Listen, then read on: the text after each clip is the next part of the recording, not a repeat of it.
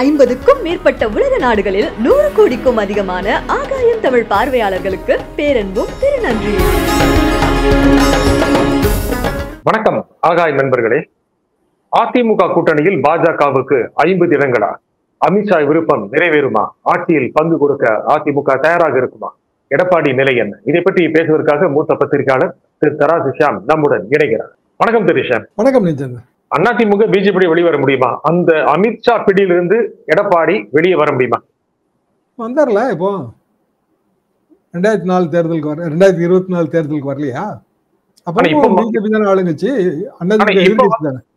இப்ப அப்ப பிஜேபி சோதிக்க நினைச்சது. அண்ணாமலை சொன்னாரு கிட்டத்தட்ட 15-20% வாங்கிடுவாங்க, ஒரு சீட் 2 சீட் ஜெயிச்சிருவாங்க அப்படின்னு. அதை நம்பி தனியாக போனார்கள். முடியாதுங்கிறதுல தான் அதிமுகவோட கூட்டணி இல்ல.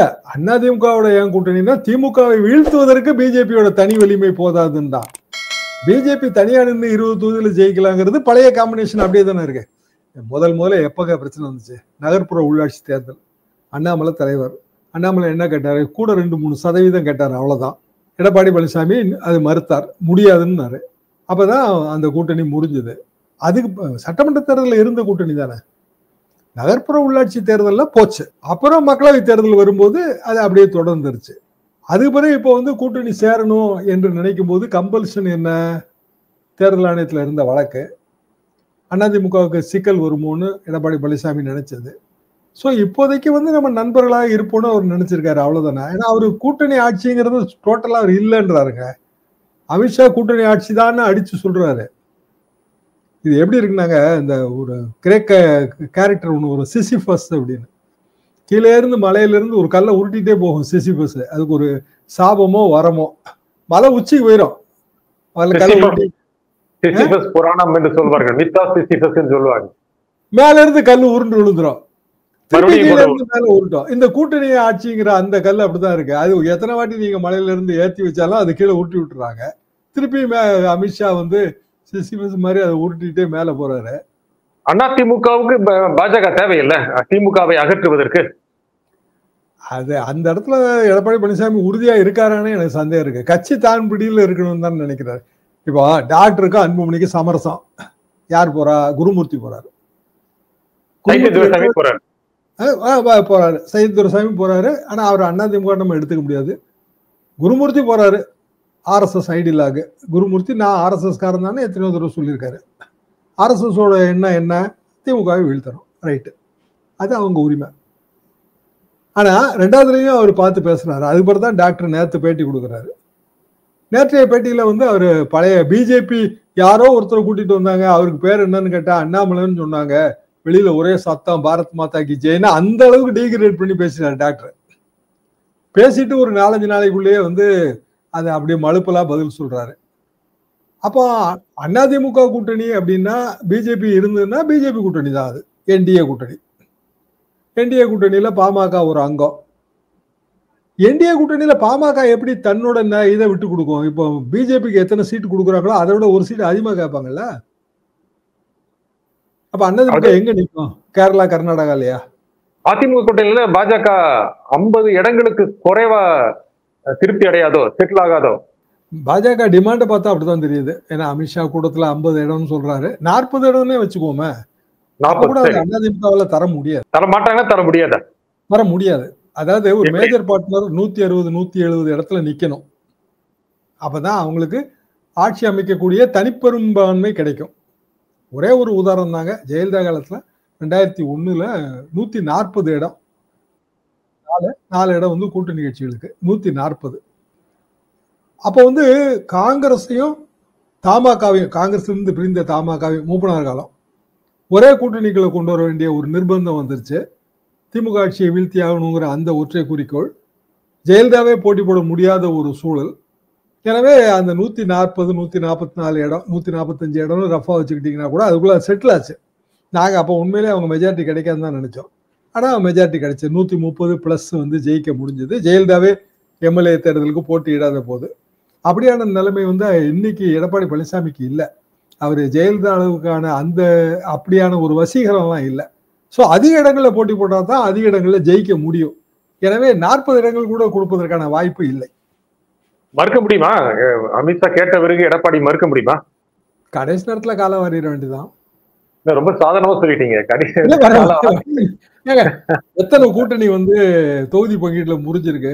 கலைஞர் ஆட்சி காலத்துல, கலைஞர் ஆட்சியில இருக்கும்போது வைகோ வந்து கடைசி நேரத்துல கூட்டணியை முறிக்கலையா?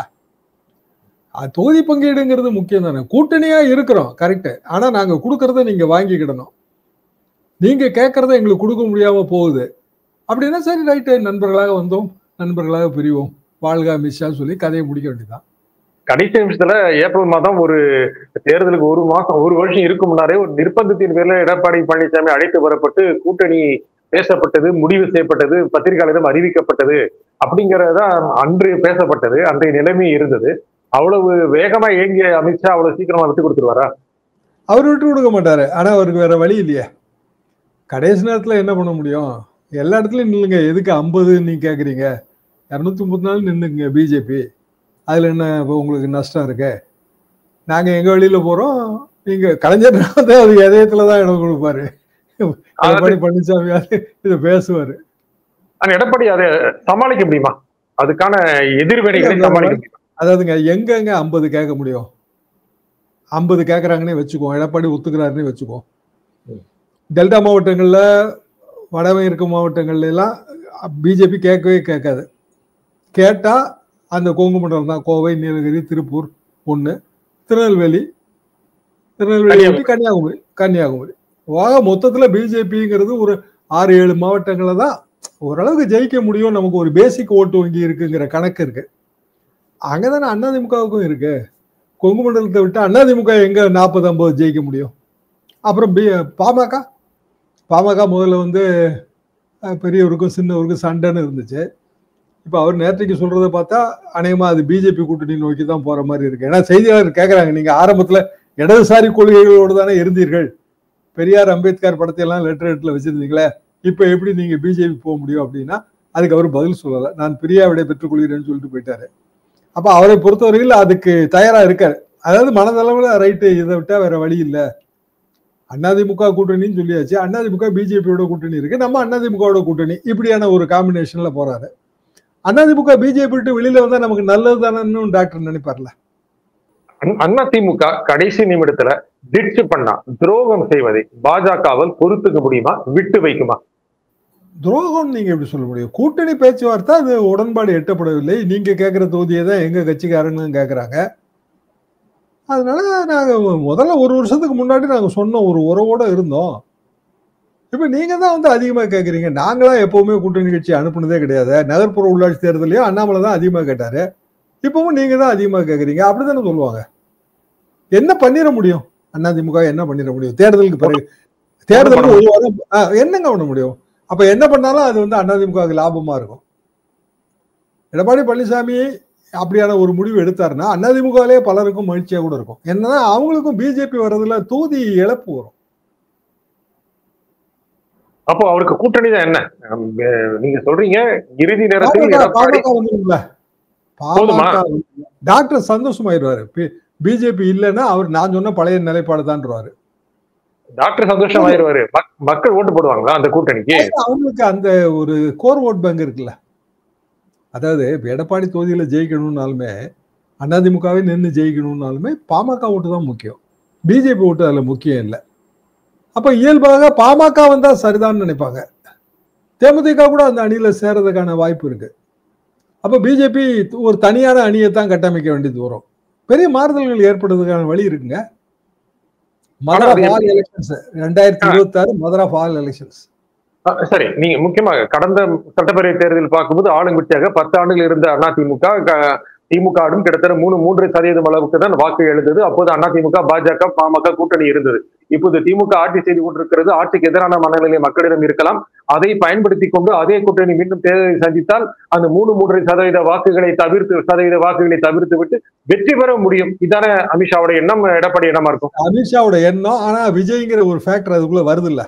அது வந்து 2021க்கும் 2026க்கும் ஏற்படுகிற மாபெரும் வித்தியாசம் இல்லையா? என்ன சேஞ்ச் கொடுக்கும்? எத்தனை சதவீதம் அவர் பிரிச்சாலும் அது வந்து யாரோட சதவீதம்னு யாருக்குமே தெரியாதுங்களே. சரி, அவர் வந்து அன்டெஸ்டட் தான். இது வரைக்கும் அவரோட ஓட்டு எந்தெந்த தொகுதியில எவ்வளவு இருக்குன்னு யாருக்கும் தெரியாது. 10% இருக்குங்கிறது ஒரு கணக்கு, 15% இருக்குன்னு ஒருத்தவங்க சொல்றாங்க, 5% தாங்கன்னு ஒருத்தவங்க சொல்றாங்க. எதுவா இருக்கட்டுமே, அவருக்கு ஓட்டு போட போறது தமிழ்நாட்டு வாக்காளர்கள் தானே. இந்த தமிழ்நாட்டு வாக்காளர்கள் இது வரைக்கும் நமக்கு தெரிஞ்சு திமுக, அதிமுக, பாரதிய ஜனதா, பாமக இவங்களுக்கு தானே ஓட்டு போட்டுட்டு இருந்திருப்பாங்க. புதுசா தானே விஜய்க்கு ஓட்டு போட போறாங்க. அப்படின்னா இது யாரோட ஓட்டை மொத்தத்துல பாதிக்கும்? யார பாதிக்கும் நீங்க சொல்லுங்க. நீங்க பல தேர்தலில் பார்த்துக்கீங்க. திமுகவா அதிமுக யாரை பாதிக்கும்? நான் எப்படி இதை பாக்குறேன்னாங்க, அடிப்படையில தமிழ்நாட்டுல இல்ல எந்த மாநிலத்திலையும் ஒரு ஆதரவு ஒரு எதிர்ப்பு, இந்த ரெண்டுக்குள்ள நீங்க அடைக்கலாம். இருவரும் பிரிவுகள் தான். ஆதரவு என்றால் ஆளுங்கட்சிக்கு ஆதரவு, எதிர்ப்புன்னா ஆளுங்கட்சிக்கு எதிர்ப்பு. சோ ஆளுங்கட்சியை வச்சுதான் ஓட்டு பிரியுது. அப்ப ஆளுங்கட்சிக்கு ஆதரவா இருக்கிற அணிகளை எல்லாம் ஒரு வரிசையில நம்ம நிறுத்திடலாம். இன்னைய தேதிக்கு திமுக கூட்டணி. ஆளுங்கட்சிக்கு எதிர்ப்பான அணிகளை எல்லாம் ஒரு வரிசையில் நிறுத்திடலாம். அது இன்னைய தேதிக்கு அதிமுக, பாரதிய ஜனதா கூட்டணி, பாமக அதுல சேர்ந்தா அது, அப்புறம் சீமான், அப்புறம் விஜய், அதான ரொம்ப பிரியுது. அப்படின்னா விஜய் பிரிக்க போறது எவ்வளவு அதிகமா பிரிச்சாலும் அது திமுக லாபமா தானே முடியும். அப்ப திமுக தான் லாபம் அடையும் இன்றைய சூழ்நிலையில. விஜயோட ஒவ்வொரு அதிகப்படியான ஓட்டும் திமுகவுக்கு கிடைக்கிற அதிகப்படியான மைலேஜ் தான் நான் நினைக்கிறேன். அப்ப இன்னும் விஜய் எதிர்பார்க்கிறாரா எடப்பாடி? ஒருவேளை பிஜேபி இல்லாம போனா விஜய் வருவாரு கடைசி நேரத்துல அப்படின்னு ஒரு ஆசை இருக்கலாம். விஜய் இதுல உண்மையிலேயே அவர் என்ன முடிவு எடுக்க போறாருன்னு தெரியல. அவர் கட்சி அவர் பலப்படுத்திட்டே போறாரு. திடீர்னு பாத்தீங்கன்னா ஒரு IRS ஆபீசரை உள்ள கொண்டு வராங்க. ஆனா அது ஏற்கனவே ஸ்பார்க் மீடியா இதுல எல்லாம் முதலே வந்துருச்சுங்க. நானே புதிய தலைமுறையில ஸ்பார்க் மீடியாவை கோட் பண்ணி தான் சொன்னேன். அன்னைக்கு தற்செயலா புதிய தலைமுறை நிகழ்ச்சி இதேதான், டாபிக் இதுதான் கிட்டத்தட்ட. அப்ப ஸ்பார்க் மீடியால அதை படிச்சேன். IRS ஆபீசர் அவரு அந்த பிரசிடென்ட் ஆஃப் இந்தியாவோட அக்செப்டன்ஸ் லெட்டரை போட்டிருந்தாங்க, VRS அக்செப்டன்ஸ் லெட்டர். அப்ப யாரு என்னன்னு கேட்கும்போது இந்த மாதிரி இவர் IRS ஆபீசர், விஜய்க்கு வருமான வரி சோதனை நடக்கும்போது இவர் இங்க கமிஷனரா இருந்தாரு, பெரிய பதவியில ரொம்ப உதவி செஞ்சாரு. அதுவே தப்பு.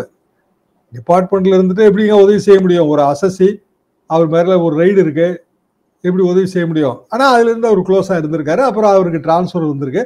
அப்புறம் அவர் ஒரு முடிவு எடுத்து VRS கொடுத்தாச்சு. VRS கொடுத்து விஜய் கிட்ட வருவாருன்னு அன்னைக்கு ஒரு 2-3 வாரத்துக்கு முன்னாடி ஸ்பார்க் மீடியாவை கோட் பண்ணி நான் சொன்னேன். பேரையே சொன்னேன், ஸ்பார்க் மீடியாங்கிற பேரையே சொன்னேன். ஏன்னா அவங்களுக்கு அந்த கிரெடிட் கிடைக்கணும். அவங்க முதல்ல சொல்லியிருக்காங்க.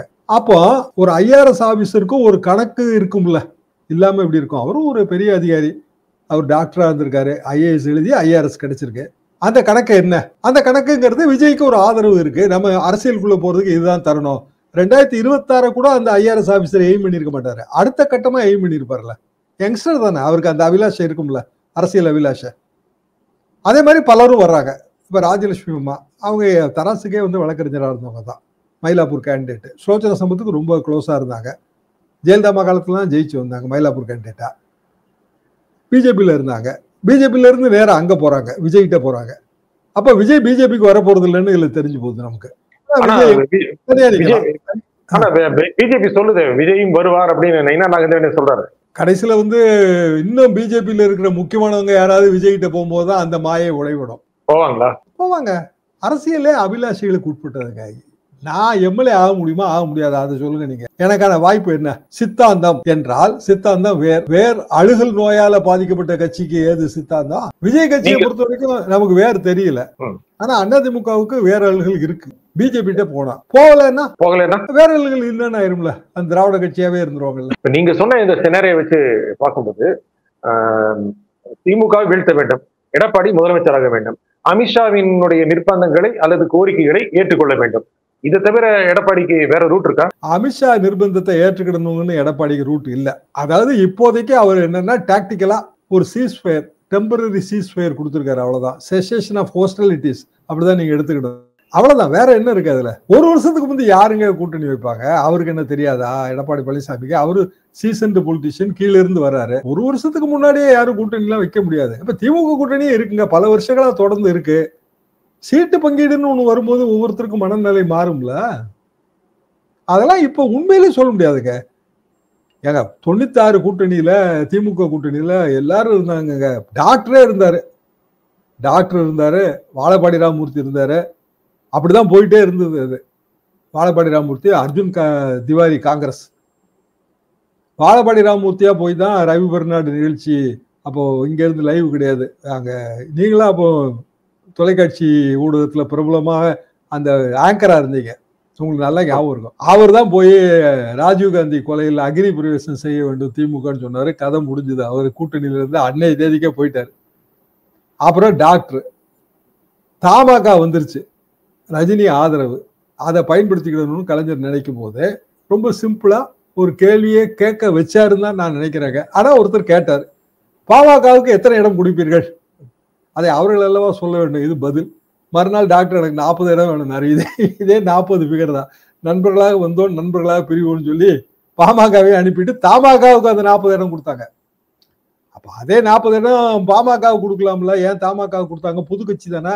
ஏன்னா அது அந்த நேரத்துல மக்கள்கிட்ட வந்து ஆதரவா தெரிஞ்சது. ரஜினிகாந்தோட ஒரு இது இருந்துச்சு, சினோரியா இருந்துச்சு. பெரிய பெரிய காங்கிரஸ் தலைவர்கள்லாம் அங்க வந்தாங்க. ஜெயலலிதா, ஆன்டி ஜெயலலிதா வேவ் இருந்துச்சு. கலைஞர் அதை பயன்படுத்திக்கிட்டாரு. ஒரு அரசியல்வாதி அப்படித்தானங்க பயன்படுத்துவாங்க. அந்த போர்ஸா விஜய் இருப்பாருன்னு நினைக்கிறீங்க? நீங்க சொன்னீங்க விஜயோட ப்ராப்ளம் என்னன்னாங்க, அவர் விஜயகாந்தா நம்ம பார்த்தோம்னா அப்பவும் 8% 10% வந்துடும். விஜயகாந்தை தாண்டி பார்த்தோம்னு வைங்க, 10க்கும் கூடும்ல. தாண்டி பாக்குறீங்களா நீங்க? இப்ப பார்த்தா அப்படித்தான் தெரியுது. ஏன்னா பல பேரு, அதாவது ஏதோ ஒரு அரசியல்வாதி எல்லாருக்கும் கணக்கு உண்டுங்க. அனுமானம் இல்லாம வாக்கு அரசியல் கிடையாது. அனுமானத்தை அடைதல், இதுதான் வந்து வாக்கு அரசியலோட கடைசி எண்டு. அந்த அனுமானத்தின்படி பலரும் வந்து விஜய் கட்சியில சேர்றாங்கல்ல, அவங்களும் சீசன்டு பொலிட்டீஷியனா இருக்காங்கல்ல, இல்லைன்னா சீசன்டு ஆபீசர்ஸா இருக்காங்க. அப்ப அவங்களோட ஒரு கணக்கை வச்சு பார்க்கும்போது 10 கூடுமோன்னு நீங்க கடந்த பல ஆண்டுகளாக தேர்தலுக்கு முன்பாக கிட்டத்தட்ட எத்தனை இடங்கள் சொல்றீங்க? முக்கியமா 2024 நீங்க பல பேட்டிகள்ல சொன்ன கணக்கு கிட்டத்தட்ட ஒன்னா இருந்தது. நீங்க இப்ப சொல்றது 10 தாண்டுங்க. நீங்க விஜய் 10 தாண்டு. நான் முதல்ல 6ல இருந்து 8 வரைக்கும் நினைச்சிட்டு இருந்தாங்க. அதாவது விஜயகாந்தோட ஆரம்பம். ஏன்னா விஜயகாந்த் எனக்கு ரொம்ப நெருங்கிய நண்பர். விஜயோட பெரிய பரிச்சயம் எல்லாம் எனக்கு கிடையாது. அதாவது இன்னொரு ஃபோர்ஸ் வரும்போது, ஆண்ட கட்சி ஏற்கனவே ஆள்ற கட்சி 2 பேர்லயும் வெறுப்பு இருக்குங்க. திமுக வேண்டாங்க, அண்ணா திமுக வேண்டாம் அப்படின்னா வாய்ப்பா அண்ணாமலை இருந்தாரு. அவர் பிஜேபி தான் இருந்தாலும் அண்ணாமலை வந்து வேற மாதிரியான ஒரு ஃபேஸ், திராவிடன் ஃபேஸ். அவர் கம்யூனிட்டி வைஸ் வந்து ஒரு ஓபிசி கவுண்டர் கம்யூனிட்டி, ஐபிஎஸ் ஆஃபீஸராக இருந்து ரிட்டையர்ட். நம்ம இதில் ஐஏஎஸ் ஐபிஎஸ் ஆஃபீஸர் ஐஆர்எஸ் ஆஃபீஸருக்கு ஒரு இது உண்டு, வெயிட் உண்டு. ஸோ அண்ணாமலை போன இடத்துல எல்லாம் கூட்டம் வந்துச்சு. பிஜேபி அதனாலயும் பெனிஃபிட் அடைஞ்சது, அண்ணாமலை அதை விட அதிகமாக பெனிஃபிட் அடைஞ்சாரு. அப்போ அண்ணாமலை வந்து ஒரு ஓட்டு வங்கியை உருவாக்கிட்டு இருந்தாரு. அந்த ஓட்டு வங்கி கண்டிப்பா 10லேருந்து 12% வந்துருச்சு. பிஜேபியோட கூட்டணியே 18%. வெறுமனே நான் பிஜேபிக்கு அண்ணாமலைக்கு மட்டும் 10லேருந்து 11% தமிழ்நாட்டில். அது எது அடிப்படை உணர்வு? என்ன? திமுக வேண்டாம், அண்ணா திமுக வேண்டாம் நினைக்கிற உணர்வு தானே. அப்ப இப்ப அண்ணாமலை இப்ப களத்துல இல்ல. நயினாருக்கு அண்ணாமலை வெயிட் கிடையாதுங்க, நமக்கே தெரியும். பிஜேபி தான். இப்போ பிஜேபினா பழைய நிலைமை போயிடும். பிஜேபிக்கு ஓட்டு போட முடியாதுங்க, அது திராவிட சித்தாந்தத்துக்கு எதிரானது, தமிழ்நாட்டு அரசியலுக்கு எதிரானது, மதவாத கட்சி, அது பழைய நிலைமை. அதாவது பிஜேபி வெறுப்புக்கு என்னென்ன காரணங்கள் சொல்லப்படுதோ அதே காரணம் இப்ப அப்படியே இருக்கும். அண்ணாமலை மட்டும் வந்தவொன்னா அந்த காரணங்களை கொஞ்சம் அவரால் போக்க முடிஞ்சுதுங்க. நான் கண் கூட பார்த்தது தானே. யாரையும் உயர்த்தி தாழ்த்தி பேசணும்னு நமக்கு நோக்கம் கிடையாது. அப்ப அந்த இடத்த வந்து விஜய் ஈக்குவலைஸ் பண்றாரு. அப்படி பாருங்க. அதாவது விஜயகாந்த், அண்ணாமலை, விஜய் மூவருக்கும் இடையில் உள்ள ஒற்றுமை வேற்றுமை என்ன?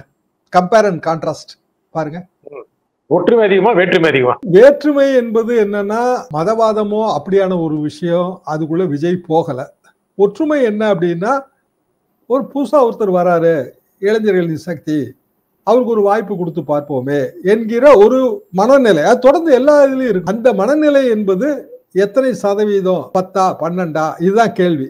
10 தாண்டுங்கிறது என்னோட கருத்து. இப்போ நேரத்துல நமக்கு இன்னும் தெரியும் என்னன்னா, இன்னும் பல பேர் வந்து விஜய் கட்சிக்கு போவாங்கன்னு தான் நான் யூகிக்கிறேன். சரி சரி, நமக்கு இல்லைன்னு தெரிஞ்சிருச்சு.